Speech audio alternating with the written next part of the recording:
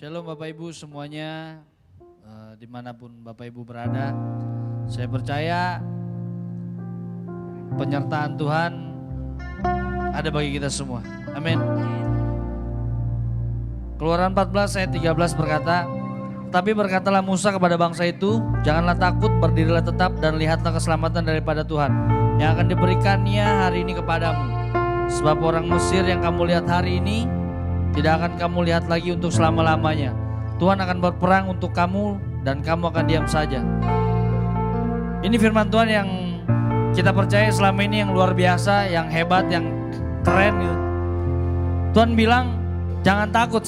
Pada saat kita takut, Tuhan bilang jangan takut. Dalam situasi sekarang ini, kondisi sekarang ini yang gak memungkinkan, yang bisa dibilang ngeri, Tuhan bilang tetap jangan takut. Dalam keadaan ekonomimu, Tuhan bilang pun jangan takut. Tuhan bilang berdirilah tegap, tetap. Saat kita udah gak bisa bangun atau berdiri, kita goyang, Tuhan bilang berdirilah tetap. Dan selanjutnya firman Tuhan bilang, lihatlah keselamatan daripada Tuhan yang akan diberikan hari ini kepadamu. Dan saya percaya sebentar lagi keselamatan yang kita khawatirkan, yang kita takutkan, Tuhan akan hancurkan, Tuhan akan sirnakan. Keselamatan yang daripada Tuhan sedang terjadi dan sudah terjadi ketika kita percaya sama Tuhan hari ini. Ketika percaya kita gak kurang dan tetap percaya sama Tuhan, Tuhan akan bela kita. Dan Tuhan akan berperang ganti kita. Ketika kita khawatir, ketika kita takut, ingat, Tuhan yang ganti berperang ganti kita. Tuhan yang berperang ganti kita. Dan kita akan melihat kuasanya ada bagi kita semua. Terima kasih Yesus.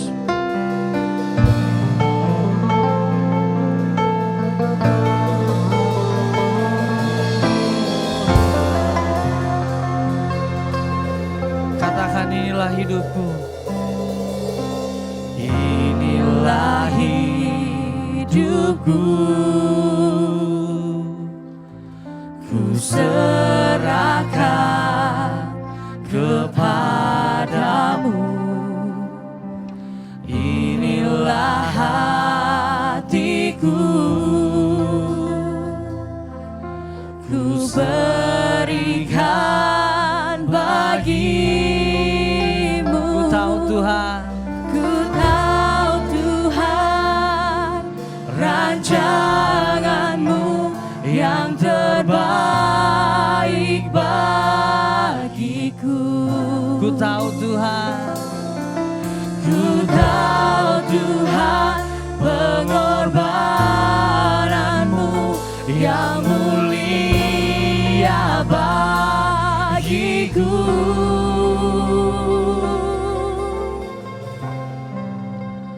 Hanya dekat kepadamu aku rasakan tenang. Hanya dalam hadiratmu ku rasakan damai-Mu.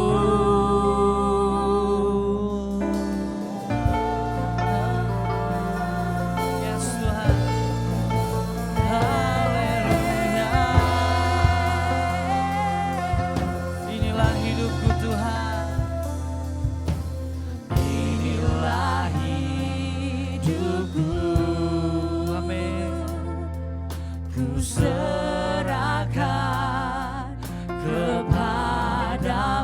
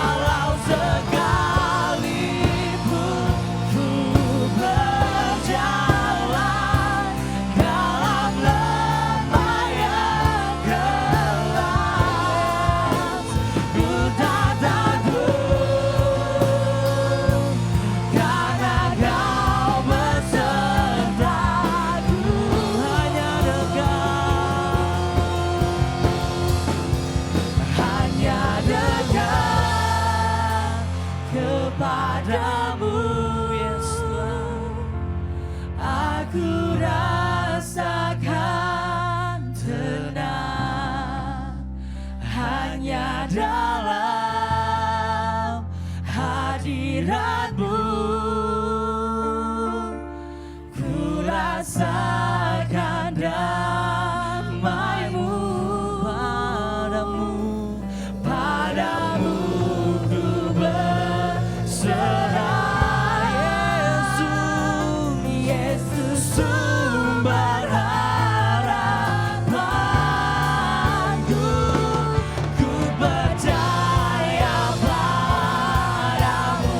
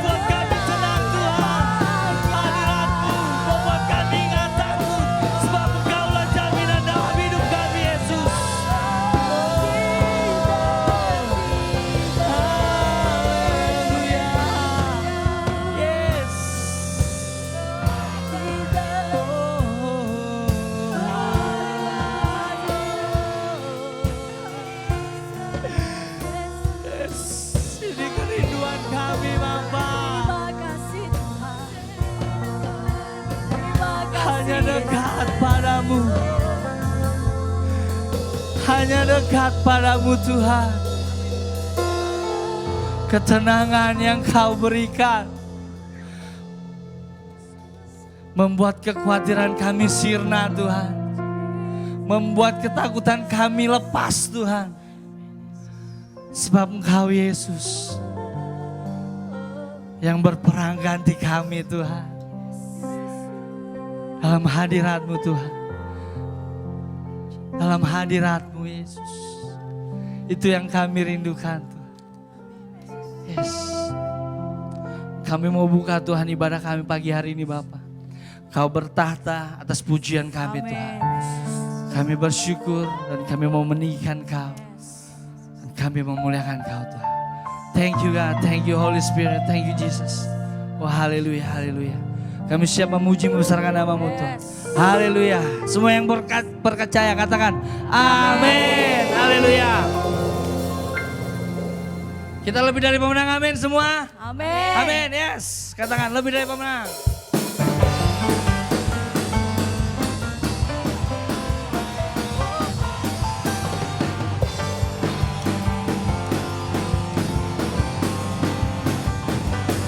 Katakan Lebih dari pemenang dalam segala perkara. iblis dikalahkan. Iblis tak dikalahkan oleh kuasa darahnya. Jika Allah di pihak kita, siapa dapat melawan? Tidak ada kita lebih dari pemenang. Lebih dari pemenang. Lebih dari pemenang dalam segala perkara. Iblis tak dikalahkan oleh kuasa darahnya. Jika Allah di pihak kita, siapa dapat melawan? Tidak ada kita lebih dari pemenang. angkat tanganmu. Haleluya, kibarkanlah pujinya, Yesus Raja segala raja. Haleluya, bangkitlah gerejanya, kita lebih dari pemenang.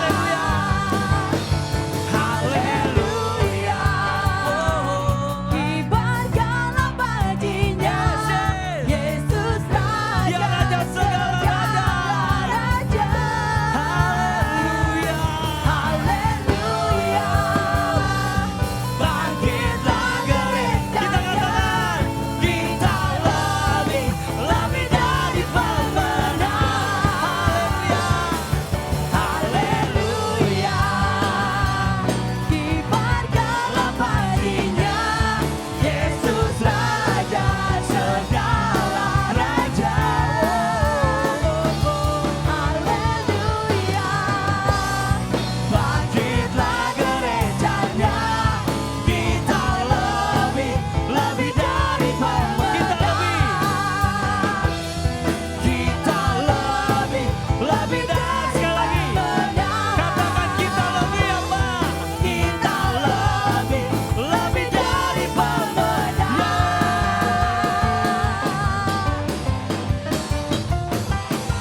Katakan haleluya. Haleluya.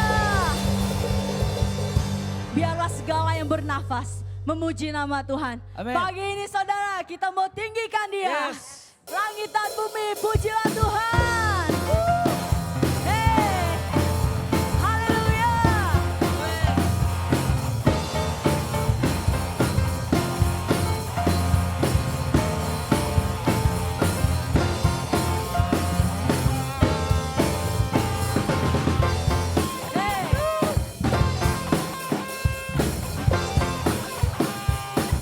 Katakan saudara, langit dan bumi, pujilah Tuhan, sebab Dia ciptakan semuanya.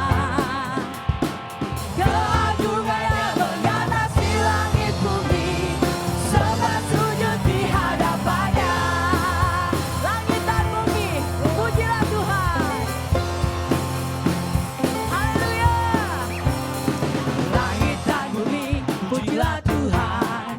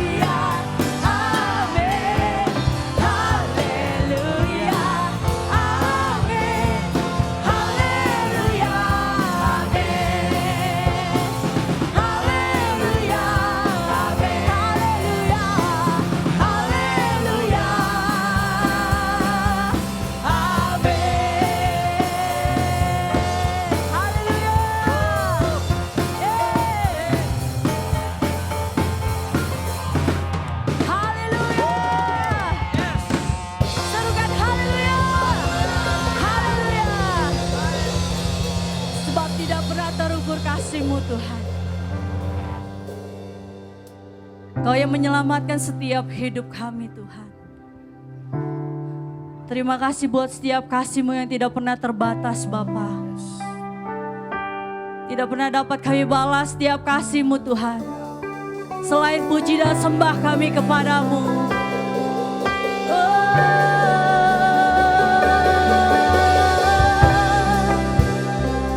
Kau yang ditinggikan Tuhan.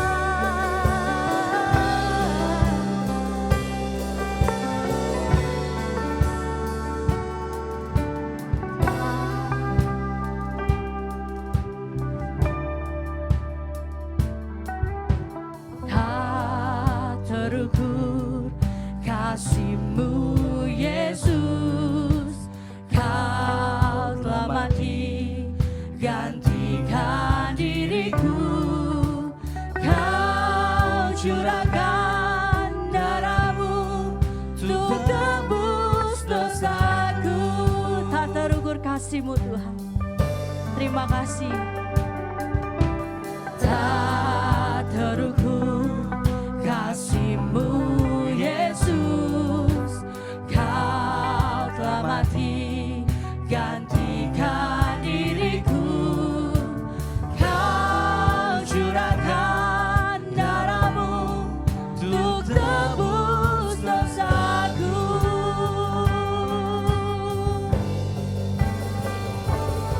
Layakkah Kau Tuhan dipuji dan disembah dengan segenap hatiku.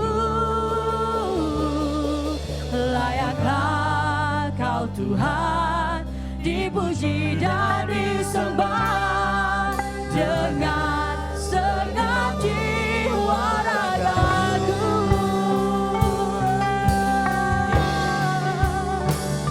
Haleluya. Tiada terukur Tuhan, tak terukur kasih-Mu Yesus, Kau telah mati gantikan diriku. Kau curahkan darah-Mu untuk tebus dosaku. Layakkah Kau Tuhan,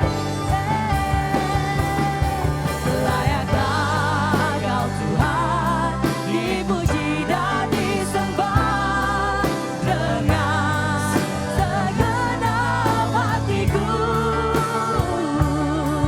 Layakkah Kau Tuhan dipuji dan disembah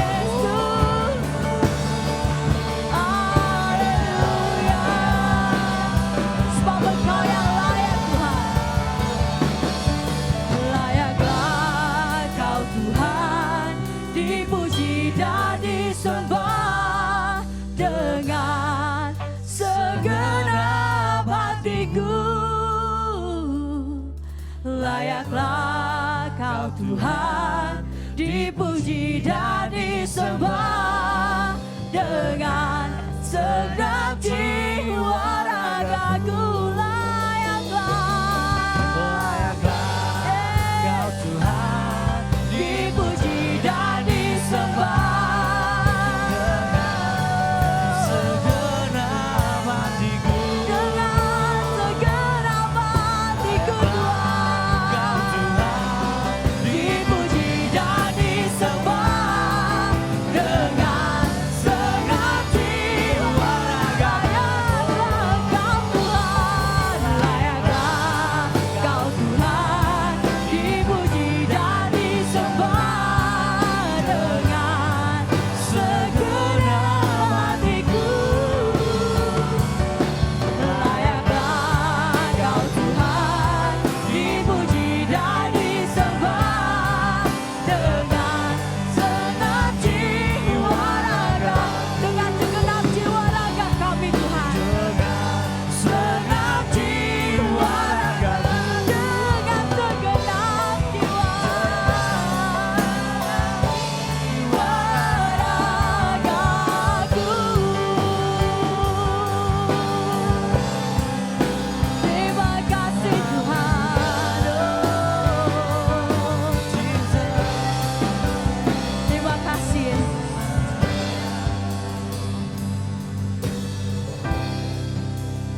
Biar dengan segenap hati kami Tuhan, kami mau pujian kami kepadamu Yesus. Biar hari ini kami mau dengar firman-Mu Tuhan. Berbicara atas hamba-Mu Tuhan pagi ini. Biar Engkau yang melawat setiap kami Tuhan. Setiap jemaat-Mu yang menonton ibadah online ini Tuhan. Diberkati Tuhan. Terima kasih Yesus. Kami bersyukur kami punya Allah yang luar biasa seperti Engkau Tuhan. Haleluya. Amin. Shalom Bapak Ibu semua. Senang kita bisa berjumpa lagi walau dalam ibadah online. Saya percaya kasih karunia Tuhan tetap sama dan tidak pernah berubah. Di kondisi dan situasi seperti ini kita tetap harus mencari Tuhan dan kita harus tetap selalu mengandalkan Dia. Baik Bapak Ibu semua, di ibadah online pagi ini saya ingin menyampaikan firman Tuhan dengan tema yang simple, tema yang sederhana, tapi saya percaya ada berkat di dalam tema itu. Yaitu temanya adalah seperti ini. Takut itu manusiawi. Ragu jangan pernah. Nah, takut sesuatunya manusiawi. Tetapi keraguan itu jangan pernah ada dalam hidup kita selama kita mau terus mengandalkan Tuhan. Baik Bapak Ibu semua, kita akan langsung kepada firman Tuhan. Kita akan lihat di Joshua. Saya percaya cerita ini Bapak Ibu udah sering banget dengar. Semua anak Tuhan, semua jemaat saudara saya percaya sudah tahu cerita ini. Yaitu bagaimana orang Israel ketika itu ingin masuk ke kota Yeriko, ingin menyeberang sungai Yordan, melewati yang namanya sungai Yordan untuk bisa masuk ke kota Yeriko. Nah, kita akan mulai dari Yosua pasal yang pertama. Saya akan bacakan ayat yang kedua. Firman Tuhan berkata seperti ini. Hambaku Musa telah mati, sebab itu bersiaplah sekarang. Seberangilah sungai Yordan ini, engkau dan seluruh bangsa ini menuju negeri yang akan kuberikan kepada mereka, kepada orang Israel itu. Nah, ayat yang kedua ini berkata bahwa perintah pertama yang Tuhan turunkan kepada Yosua sebagai orang, sebagai pemimpin yang dipilih oleh Tuhan untuk menggantikan Musa memimpin orang Israel masuk ke dalam tanah perjanjian adalah menyeberangi sungai Yordan. Mereka harus menyeberangi sungai Yordan untuk sampai ke tempat yang Tuhan tetapkan. Mereka harus melewati sebuah sungai yang disebut dengan sungai Yordan untuk mereka masuk ke tempat di mana Tuhan sudah tetapkan. Sebelum mereka masuk ke tempat itu ada lagi yang namanya Yeriko. Tetapi pagi ini saya ingin fokus buat Bapak Ibu semua dengan tema yang takut itu manusiawi dan ragu itu jangan pernah atau never. Yaitu kita mau bicara tentang sungai Yordan. Bagaimana orang Israel menyeberang sungai Yordan. Bapak Ibu semua, untuk kita ketahui bahwa perintah ini Tuhan tetapkan. Ketika Yosua dipilih oleh Tuhan untuk menggantikan Musa, Tuhan memberikan perintah kepada Yosua. Yosua pasal pertama ayat kedua. Hari ini seberangi sungai Yordan. Kerahkan seluruh orang Israel. Orang-orang yang siap bertempur. Untuk maju bertempur melawan kota Yeriko. Menghancurkan kota Yeriko. Tapi sebelum itu seberangi Sungai Yordan. Nah, yang menarik Bapak Ibu semua. Dari apa sih Sungai Yordan? Sungai Yordan ini adalah sungai yang cukup populer dalam Alkitab. Sungai yang cukup kita sering dengar. Sungai Yordan itu sungai di mana waktu itu Naaman menceburkan dirinya. Diperintahkan bahwa untuk menceburkan diri untuk menjadi tahir sebanyak 7 kali di dalam Sungai Yordan. Kita tahu Elia dengan Elisa juga berjalan bersama menyisiri Sungai Yordan. Yang lebih lagi bagaimana Yesus dibaptis di Sungai Yordan. Artinya Sungai Yordan sungguh familiar. Tapi sebenarnya apa sih Sungai Yordan itu? Mari kita lihat dulu. Saya mencoba memberikan sebuah catatan. Sungai Yordan itu adalah di kondisi normalnya adalah seperti ini Bapak Ibu semua. Biar kita bisa punya bayangan. Saya tulis adalah Sungai Yordan. Sungai Yordan. Ya. Jadi Bapak Ibu bisa lihat di layar supaya bisa lebih jelas. Ini adalah daratan. Lalu ini adalah Sungai Yordan. Lalu daratan lagi ya. Artinya seperti ini. Di kondisi normal, Sungai Yordan itu adalah lebarnya 27 sampai dengan 30 meter. Ini kondisi normalnya. Kedalamannya itu 1 sampai dengan 3 meter. Artinya ini 1 sampai 3 meter. Ini adalah kondisi normal. Orang Israel, ini adalah orang Israel. Orang Israel. Dan ini adalah Yeriko. Ya, Bapak Ibu semua bisa lihat gambarannya kurang lebih seperti ini. Nah, Sungai Yordan ketika waktu Yosua bersama dengan orang Israel. Di Yosua pasal yang ketiga, kita mau baca dulu Yosua pasal yang ketiga. Perikopnya berkata menyeberangi Sungai Yordan. Nah, saya mau langsung dulu di ayat yang ke-15. Supaya biar Bapak Ibu bisa punya bayangan mengenai Sungai Yordan ini. Ayat 15. Segera sesudah para pengangkut tabut itu sampai ke Sungai Yordan. Dan para imam pengangkut tabut itu mencelupkan kakinya ke dalam air tepi sungai itu. Maka Sungai Yordan itu sebak sampai meluap sepanjang tepinya selama musim menuai. Nah, ini yang menarik. Waktu orang Israel mau menyeberang Sungai Yordan, ini Sungai Yordan bukan dalam kondisi standar atau ideal. Atau ini kita sebut adalah ideal. Kondisi ideal adalah 30 meter, dalamnya 1 sampai 3 meter. Tetapi yang saat itu terjadi waktu orang Israel bersama dengan di bawah kepemimpinan Yosua ingin menyeberang Sungai Yordan, Bapak Ibu semua mulai pahami bahwa tercatat Sungai Yordan dalam kondisi pasang. Sebab airnya. Nah, saya mencatat dalam sebuah penelitian berkata seperti ini. Ekspedisi Britania pada abad ke-19 ketika menelusuri Sungai Yordan memberikan perkiraan bahwa ketika Sungai Yordan meluap, Sungai Yordan itu memiliki lebar, artinya airnya yang sebak tadi di Alkitab dicatat sebak artinya meluber itu sampai ke mungkin sampai ke sini. Saya gambarkan seperti ini. Dan ini bisa mencapai dengan 800 meter. Dari yang cuma 27 sampai 30 meter. Ketika pasang penelitian pernah terjadi. Itu bisa sampai dengan 800 meter. Nah, apa sih yang menarik dari Sungai Yordan kita sudah tahu. Yaitu ketika orang Israel ingin menyeberang. Kondisi Sungai Yordan tidak dalam kondisi ideal. Tetapi dalam kondisi pasang. Artinya bisa jadi yang tadinya 30 meter menjadi 60 meter. Menjadi 100 meter karena sebak. Artinya memenuhi. Melebihi dari batas normalnya yang tadinya cuma segini. Melebihi. Nah, penelitian sampai dengan 800 meter. Panjang, cukup panjang. Nah, Bapak Ibu semua dan kedalaman yang tadinya 1 sampai 3 saya percaya akan lebih dalam lagi. Artinya kalau sampai di sini ini bisa jadi mungkin sudah 5 meter. Atau mungkin 4,5 meter. Artinya dalam dan orang sudah bisa tenggelam di sana. Ini kondisi Sungai Yordan ketika Yosua diberikan perintah oleh Tuhan membawa pasukan menyeberang Sungai Yordan. Nah, sekarang kita lihat lagi apa sih Sungai Yordan kita sudah tahu dan sekarang kita akan melihat orang Israel yang berdiri di pinggir Sungai Yordan. Nah, Saya mencatat seperti ini. Orang-orang Israel yang bersama-sama dengan Yosua menyeberang sungai Yordan. Di Yosua pasal yang keempat. Yosua pasal yang keempat ayat yang ke-13 ya. Kita lihat. Kira-kira 40.000 orang yang siap untuk berperang. Menyeberang di hadapan Tuhan ke daratan Yeriko untuk berperang. Artinya pasukan Israel ketika itu berjumlah 40.000 orang. 40.000 tentara Israel.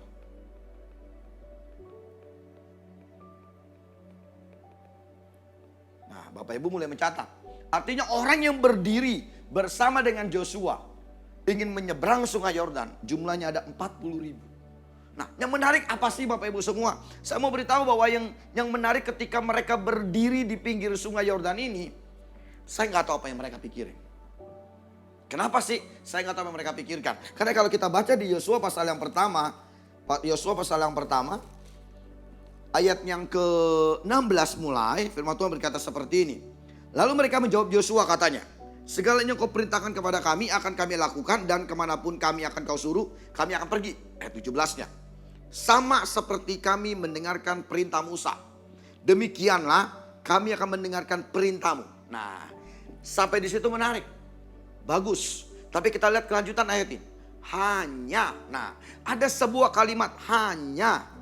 Tuhan Allahmu kiranya menyertai engkau seperti ia menyertai Musa. 40.000 tentara Israel waktu itu. Waktu mereka mendapatkan perintah. Yosua pasal pertama ketika Yosua mendapatkan perintah untuk menyeberang sungai Yordan. Menyerbu kota Yeriko. Lalu Yosua sampaikan ini kepada orang Israel. 40.000 tentara Israel yang siap untuk berperang ketika itu. Mereka berkata seperti ini. Kami akan turutin perintah kamu Joshua. Kami akan mematuhi semuanya kau perintahkan. Tetapi hanya pastikan bahwa Tuhan yang mengurapi Musa juga Tuhan yang mengurapi kamu. Seperti ketika Musa diurapi oleh Tuhan, kamu pun harus sama diurapi oleh Tuhan. Artinya mereka sempat terlintas, terpikirkan, ada keraguan-raguan dalam hati mereka. Ada kebimbangan dalam hati mereka. Kenapa sih mereka bimbang? Kenapa sih mereka ragu? Yang pertama, saya mencatat. Mereka dipimpin oleh yang namanya Yosua. Dipimpin oleh pemimpin yang baru.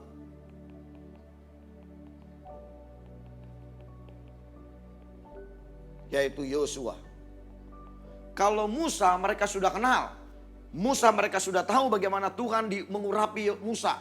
Mereka sudah pernah menyaksikan bagaimana Musa melakukan mujizat di depan mata mereka. Tetapi Joshua, siapa itu Joshua? Mereka tidak tahu. Benar enggak? Joshua itu diurapi seperti Musa. Makanya ayat 17 tadi berkata, hanya Tuhan Allahmu kiranya menyertai engkau seperti ia menyertai Musa. Nah, lihat.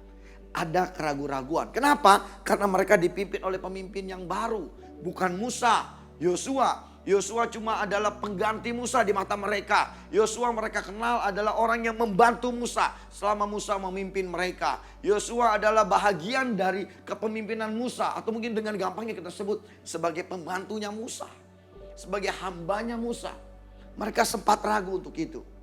Yang kedua, kenapa mereka menjadi ragu? Karena mereka adalah generasi yang lahir di padang gurun. Artinya mereka bukan generasi awal ketika orang Israel dibawa oleh Musa keluar. Mereka adalah generasi yang lahir di padang gurun.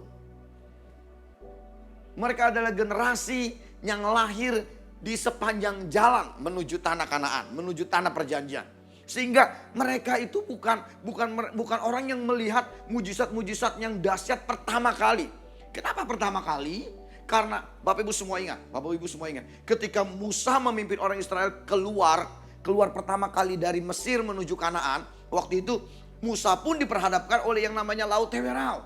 Waktu itu Musa pun diperhadapkan waktu Musa membawa seluruh orang Israel keluar dari Mesir. Itu ada anak-anak, ada ibu, ada domba, ada kambing, ada ternak. Segala-galanya dibawa oleh Musa.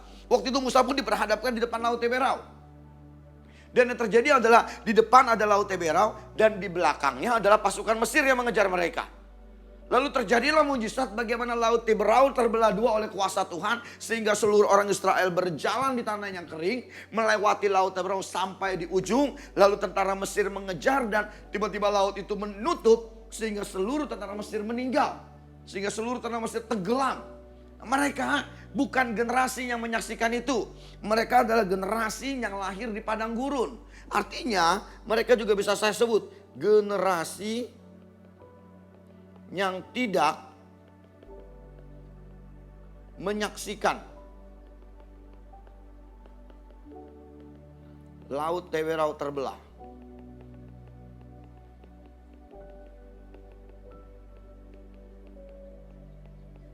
Nah, mungkin waktu mereka diperintahkan oleh Yosua, mereka mulai ragu.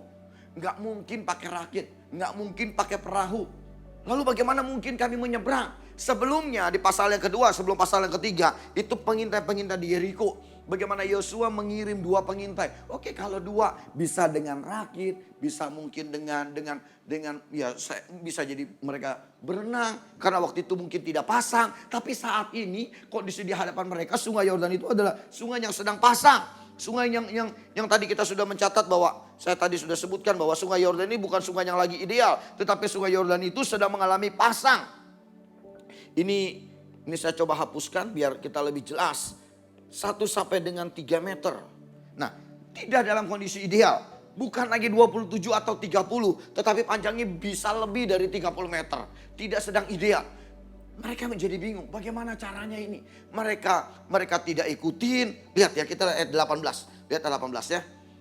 Yosua pasal pertama ayat 18. Setiap orang yang menentang perintahmu dan tidak mendengarkan perkataanmu, apapun yang kau perintahkan kepadanya, dia akan dihukum mati. Hanya kuatkan dan teguhkan hatimu. Mereka udah ngomong sama Yosua, siapapun yang gak ngikutin perintah kamu harus dihukum mati. Sedangkan sekarang mereka berdiri di depan sungai Yordan, mereka mau menyeberang, gak tahu bagaimana caranya. Tetapi Yosua yang menggantikan Musa dengan santainya, pokoknya tenang. Biarkan tabut perjanjian berjalan di depan. Ketika tabut perjanjian menginjakkan kakinya ke dalam sungai Yordan, maka sungai Yordan akan terbelah 2. Bapak Ibu semua, mereka mungkin meragukan di awal. Mereka mungkin berpikir mungkin atau tidak. Apalagi kondisinya pasang. Tidak seperti 2 pengintai yang mungkin kondisinya sedang ideal. Waktu itu kondisinya tidak ideal. Kondisinya tidak batas normal. Kedalamannya pun berbeda. Bukan 1 sampai 3 meter. Tapi kedalamannya bisa lebih dari 3 meter. Artinya mereka nggak mungkin semua bisa berenang. Pasukan yang berjumlah 40.000. Bapak Ibu semua kepengen nyerang sebuah kota 40.000, bukan pasukannya sedikit. Pasti ketahuan, pasti kedengaran. Ini bagaimana? Mereka berpikir ini sepertinya nggak logik. Ini sepertinya mustahil. Tapi waktu itu Bapak Ibu semua, mereka adalah generasi-generasi yang lahir di padang gurun, yang tidak melihat bagaimana Laut Teberau terbelah 2. Lalu mereka dipimpin oleh seorang pemimpin yang baru. Mereka bingung sekali. Di hadapan mereka ada sebuah sungai yang harus mereka seberangi untuk mereka bisa sampai, untuk mereka bisa berperang melawan kota Yeriko, menghancurkan kota Yeriko, masuk ke kota perjanjian yang sudah ditetapkan Allah. Tapi mereka gak punya pilihan. Mereka harus mengikuti apa yang diperintahkan oleh Yosua. Seperti Yosua mendapatkan perintah dari Tuhan, mereka pun tunduk pada otoritas. Karena mereka sudah berjanji, siapapun yang tidak mengikuti akan dihukum mati. Di tengah keraguan itu, Alkitab mencatat Yosua pasal yang ketiga ini. Lihat ya. Segera, ayat yang ke-15. Sesudah para pengaku tabut itu sampai ke sungai Yordan, dan para imam pengaku tabut itu mencelupkan kakinya. Ayat 16 saya langsung loncat. Maka berhentilah air itu mengalir. Air yang turun dari hulu melonjak menjadi bendungan jauh sekali di dekat Adam. Kotanya terletak sebelah selatan. Sedang air yang turun ke laut Araba itu, yakni laut asin, terputus sama sekali. Lalu menyeberanglah bangsa itu di tantangan Yeriko. Ketika itu Bapak Ibu semua, sama seperti ketika Yosua mendapatkan perintah. Yaitu yang pertama adalah harus Tabut perjanjian berjalan di depan. Saya bacakan ayatnya. Yosua pasal yang ketiga, ayat yang mulai dari ayat yang ketiga ya. Dan memberi perintah kepada bangsa itu katanya. Segera sesudah kamu melihat tabut perjanjian Tuhan Allahmu yang diangkat para imam yang memang suku Lewi, maka kamu harus juga berangkat dari tempatmu dan mengikutinya. Hanya antara kamu dan tabut itu harus ada jarak kira-kira 2000 hasta panjangnya. Janganlah mendekatinya. Maksudnya supaya kamu mengetahui jalan yang harus kamu tempuh. Sebab jalan itu belum pernah kamu lalui dahulu. Perintah dari Tuhan kepada Yosua. Orang Lewi yang mengangkut tabut perjanjian harus berjalan di depan. Kaki pasukan Lewi masuk ke dalam air. Seperti ayat 15 tadi. Segera sesudah para pengangkut tabut itu sampai ke sungai Yordan. Menginjakkan kakinya di tepi sungai itu. Sungai Yordan terbelah dua. Ketika itu mereka yang tadinya ragu, mereka yang tadinya bingung, mereka yang tadinya sepertinya nggak yakin. Lalu mereka tiba-tiba melihat ada sebuah mujizat besar. Mujizat yang luar biasa yang Tuhan kerjakan melalui Joshua. Ketika orang Lewi kakinya masuk, langsung sungai Yordan terbelah dua. Nah Bapak Ibu semua, yang tadinya mereka ragu-ragu, mereka mulai yakin. Mereka mulai masuk ke dalam sungai Yordan itu. Mereka mulai berjalan masuk ke dalam sungai Yordan itu. Mereka mulai masuk ke dalam sungai yang tadi saya sebutkan, yang sedang pasang itu. Karena kiri kanan mereka, Alkitab mencatat orang Israel berjalan di tanah yang kering. Orang Israel berjalan di tanah, bukan tanah yang basah, tapi tanah yang kering. Padahal Bapak Ibu semua, dalam sebuah penelitian, sungai Yordan ini sendiri dominan. Sungai Yordan ini dasarnya, ini adalah dominannya adalah lumpur. Lihat. Tetapi Alkitab mencatat orang Israel masuk berjalan di tanah yang kering. Nah, Bapak Ibu semua ini sama. Waktu mereka masuk, mereka tadinya bukan lagi ragu. Tapi mereka mulai ada keberanian. Mungkin mereka ada sedikit ketakutan. Ini pertama kali mereka berjalan di tanah kering, tetapi air yang tadinya mestinya ini sungai, mereka masuk, bisa jadi ada pemikiran mereka, jangan-jangan ketakutan melanda. Yang tadinya keraguan, sedikit takut saja. Kenapa? Karena ada mujizat besar terjadi. Ketakutan, jangan-jangan nanti airnya berbalik ini. Mereka mulai takut, tetapi mereka tetap berjalan. Karena mereka gak punya pilihan. Mereka harus berjalan seperti yang diperintahkan Joshua. Karena Joshua diperintahkan oleh Tuhan. Mereka berjalan sampai ke seberang. Bapak Ibu, kita belajar pagi ini. Terkadang apa yang di hadapan kita, ini tidak dalam kondisi yang ideal. Seperti sungai Yordan ini. Tidak dalam kondisi yang ideal. Situasi sepertinya tidak cocok buat kita. Situasi sepertinya tidak enak buat kita. Situasi sepertinya membuat kita berpikir bahwa ini sulit banget. Ini sepertinya nggak mungkin. Ini sepertinya nggak bisa. Tapi Bapak Ibu semua kita belajar ketika Joshua berkata kepada orang Israel. Sama seperti Tuhan memerintahkan Joshua. Mereka yang tadinya ragu. Mereka mulai melihat bagaimana Tuhan melakukan mujizat membelah sungai Yordan. Hari ini mungkin situasi di hadapan kita. Kondisi di hadapan kita nggak seperti apa yang ada di hati kita. Nggak sesuai dengan apa yang ada di pikiran kita. Kita lihat kayaknya ini sulit banget. Kita melihat bahwa masalah yang sedang kita hadapi, persoalan yang sedang kita jalani, kesulitan sedang kita alami, ini sepertinya mustahil kita bisa atasi. Mustahil kita bisa lewati. Bapak Ibu semua, saya mencatat hal yang menarik. Keraguan-raguan awal muncul dari orang Israel. Karena mereka adalah generasi pada mereka tentara. Tetapi mereka adalah generasi yang merasa mereka tidak dipimpin oleh seorang yang kompeten. Yaitu Joshua. Joshua di mata mereka adalah seorang hamba. Hamba daripada Musa. Mereka meragukan di awal. Mereka adalah generasi yang lahir di padang gurun. Mereka bukan generasi yang menyaksikan bagaimana laut Teberau terbelah dua. Kalau mereka sudah menyaksikan, waktu mereka melihat sungai Yordan, mereka akan berpikir, tenang aja. Laut Teberau aja terbelah dua, apalagi cuma sungai Yordan.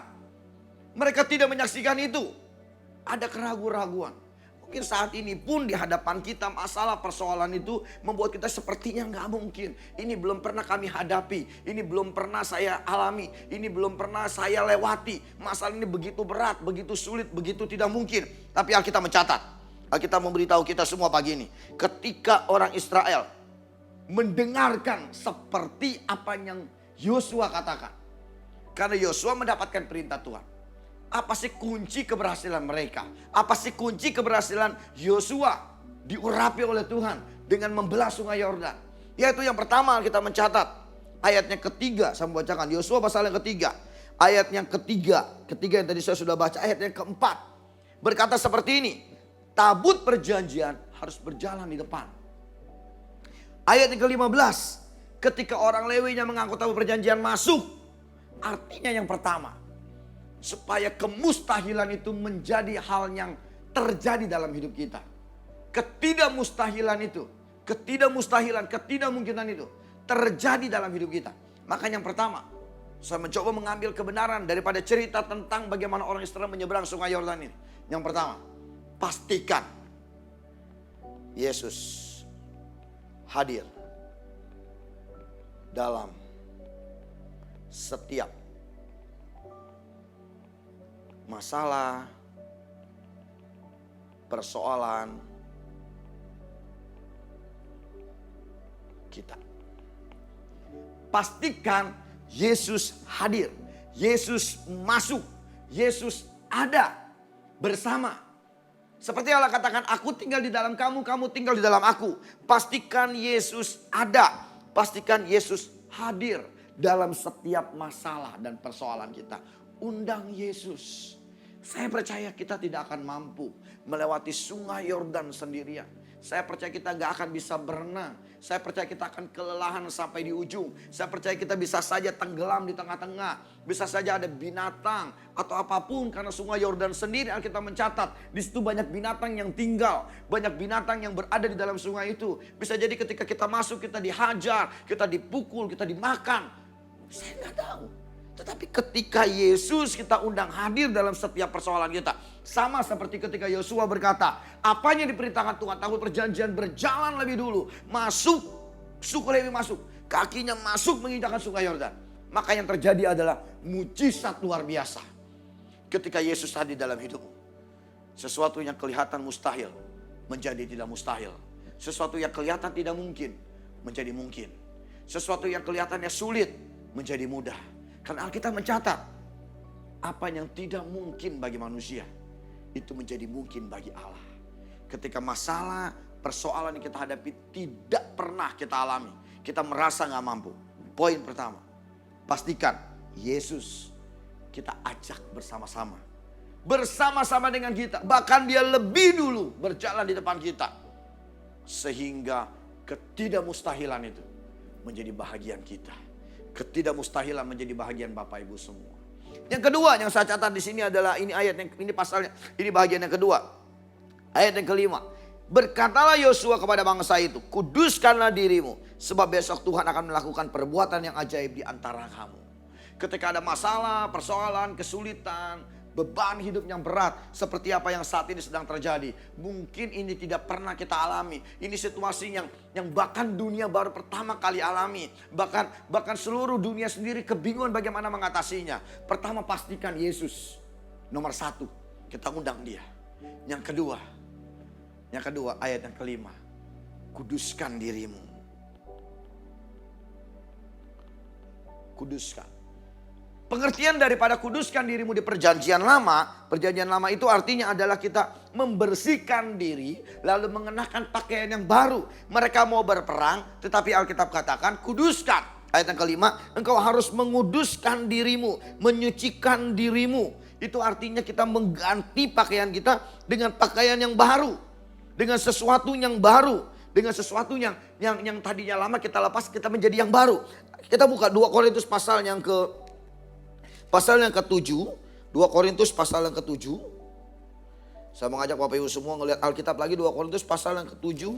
Ayat yang pertama dan ayat yang kedua. 2 Korintus pasal 7 ayat yang pertama dan yang kedua. Saudara-saudaraku yang kekasih. Karena kita sekarang memiliki janji-janji itu. Marilah kita menyucikan diri kita dari semua pencemaran jasmani dan rohani. Dan dengan demikian menyempurnakan kekudusan kita dalam takut akan Tuhan. Artinya ketika kita menghadapi persoalan dan kesulitan. Bagaimana supaya mujizat itu terjadi. Pastikan dirimu hidup dalam kekudusan. Apa sih itu hidup dalam kekudusan? Kita mencatat ketika Tuhan tinggal dalam hidup kita, maka perbuatan daging kita sudah kita tinggalkan. Kedagingan kita lepaskan. Kita pakai jubah yang baru, kita pakai pola pikir yang baru, kita pakai pengurapan yang baru yang dari Tuhan. Sehingga kita bisa berjalan melewati sungai Yordan itu. Sehingga kita bisa berjalan, kita bisa dilayakkan oleh Tuhan melewati persoalan dan kesulitan kita. Hidup dalam kekudusan. Karena Allah adalah Allah yang kudus. Maka setiap kita juga harus kudus. Kenakan pakaian baru, pola pikir surgawi, pola pikir dari Tuhan. Itu yang menjadi bahagian kita. Sama seperti orang Israel. Melewati sungai Yordan. Dari sesuatu yang mustahil menjadi sesuatu yang tidak mustahil. Ketika tabut perjanjian berjalan di depan mereka. Dan ketika mereka menanggalkan. Artinya mereka melepaskan. Tadi yang saya sebut, generasi yang merasa dipimpin oleh pemimpin yang baru. Yang kurang kompeten, yang belum ada mujizat terjadi. Generasi yang lahir di padang gurun, yang lahir dalam kedegilan, yang lahir dalam keras tengkuknya. Generasi yang belum menyaksikan laut Teberau terbelah dua. Mereka melepaskan itu semua dan mereka mengenakan pakaian yang baru. Mereka akan patuh kepada otoritas. Mereka percaya bahwa Yosua diurapi oleh Tuhan. Dan benar mereka mengganti jubah mereka. Mereka memiliki pola pikir yang baru ketika mereka diperhadapkan dengan sungai Yordan. Yang terjadi adalah apa yang tidak mungkin bagi manusia, itu menjadi mungkin bagi Allah. Saya percaya pagi ini Bapak Ibu semua di tengah persoalan dan kesulitan yang Bapak Ibu hadapi, yang saya hadapi, yang siapapun dari kita hadapi. Mungkin itu berat dan begitu sulit. Situasi yang seperti hari ini, situasi yang membuat kita sepertinya goyang, mulai ragu. Saya mau pastikan pagi ini. Hilangkan keraguan itu. Lepaskan keraguan itu. Ketakutan itu bisa saja terjadi. Ketika kita berjalan bersama Tuhan, kemanusiaan kita keluar, kita takut seperti ketika Petrus. Dia pun takut.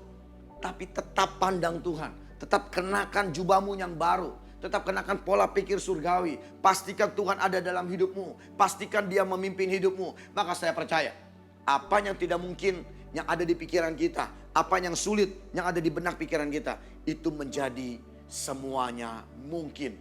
Karena Allah bersama dengan kita. Seperti orang Israel menyeberang sungai Yeriko. Saya percaya kita juga akan melewati masalah. Kita juga akan berhasil menang atas masalah kita. Kita juga akan berhasil mengatasi persoalan kita. Kita tidak tenggelam, kita tidak hanyut. Tetapi kita berhasil menjadi pemenang. Karena kita ditetapkan menjadi pemenang lebih dari sekedar pemenang. Kasih karunia Tuhan menyertai Bapak Ibu semua. Kasih setia Tuhan menjadi bahagian kita semua. Bagian saya, bagian Bapak Ibu semua. Dan saya percaya ketika Tuhan hadir dalam hidup kita, ketika Tuhan ada dalam setiap masalah kita, ketika Tuhan ada dalam setiap persoalan kita, dan kita mau hidup dengan hidup yang baru, kita mau menanggalkan kedagingan kita mau pakai manusia baru kita mau pakai kapasitas roh kita, maka saya percaya apa yang tidak mungkin bagi manusia, itu mungkin bagi Allah, itu mungkin bagi kita, karena ada Allah bersama dengan kita. Tuhan Yesus memberkati. Kasih karunia Tuhan tetap ada buat kita semua. Biar kira kita akan berjumpa lagi dalam setiap waktu, dalam setiap damai. Karena Allah kita adalah Allah yang penuh kasih. Tuhan Yesus memberkati. Oke, terima kasih untuk firman yang diberikan. Semoga, bukan semoga sih, pasti membuat kita kuat, membuat kita lebih dekat lagi sama Tuhan dan bertahan sampai kesudahannya. Sebentar. Saya akan kasih tahu nih. Di bawah ini ada slide ya untuk apa namanya? Persembahan, perpuluhan. Nah, ada rekening di situ. Di slide-nya Facebook, Instagram atau nanti dilihatnya di YouTube. Nanti ada di slide di bawah itu. Silakan semuanya yang diberikan itu menjadi yang terbaik dari Tuhan buat kita, bukan kita buat dari Tuhan. Tuhan ke kita. Terima kasih atas pemberiannya, atas persembahannya. Tuhan memberkati. Thank you. Kita mau tutup ibadah kita pada pagi hari ini. Sebab Engkau besar Tuhan.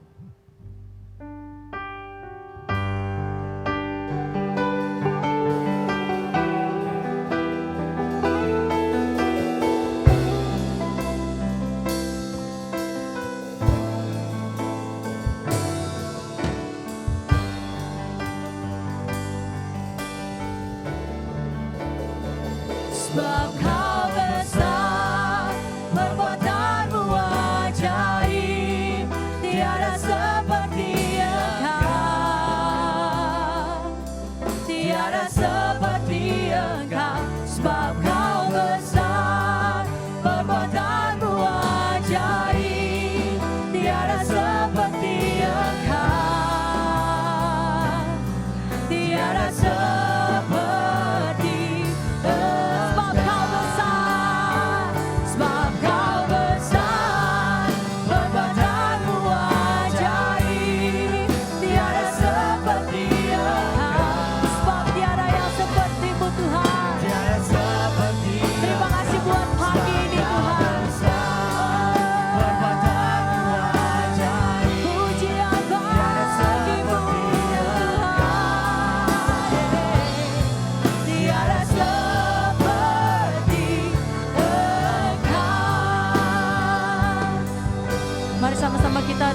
kami. Bapa kami yang di surga, dikuduskanlah namamu, datanglah kerajaanmu, jadilah kehendak-Mu di bumi seperti di surga. Berikanlah kami pada hari ini makanan kami yang secukupnya, dan ampunilah kami akan kesalahan kami, seperti kami juga mengampuni orang yang bersalah kepada kami. Dan janganlah bawa kami ke dalam cobaan, tetapi lepaskanlah kami daripada yang jahat, karena Engkaulah yang punya kerajaan, dan kuasa, dan kemuliaan, sampai selama-lamanya.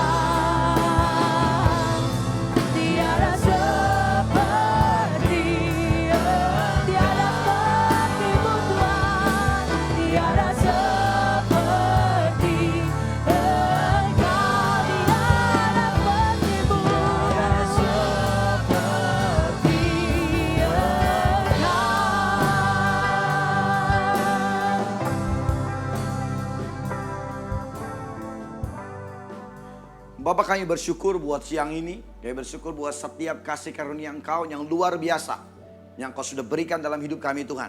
Kami ada siang ini semua karena anugerah Engkau.